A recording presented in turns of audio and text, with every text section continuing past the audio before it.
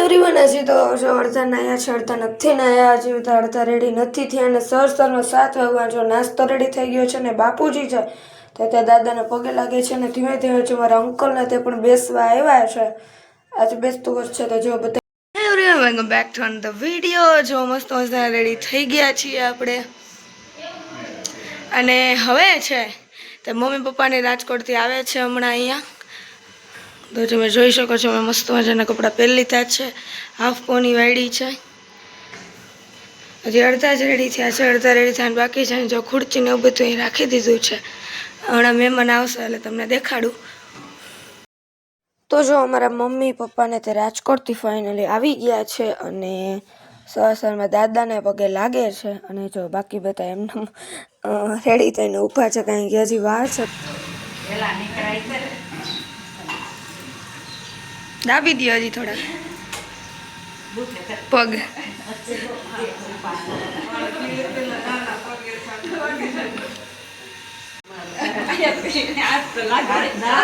ખુરશી લઈ દે. તો જો આપણે તનિષાબેને કરી દીધા છે સ્ટ્રેટ હેર. તનિષાબેન સામુ જ જો. તનિષાએ જો મસ્ત પહેરી છે. પહેલી વાર પહેરી ને પહેલી વાર પહેરી છે.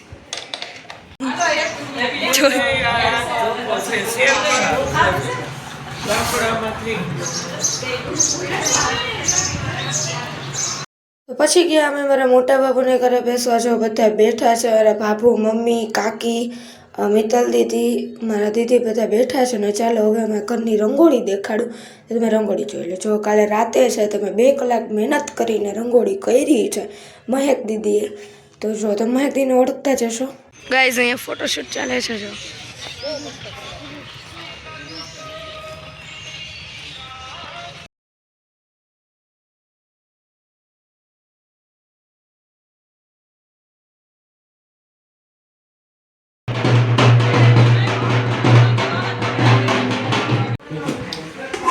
ફાઇનલી ગાઈઝ હવે છે જમવા બેસી ગયા છે. ઊંધિયું છે, રોટલી છે, કાકડી છે. ચાલો બધા જમવાને છે. મેં રીલ્સ ઉતારી છે, હું તમને એ દેખાડી દઉં.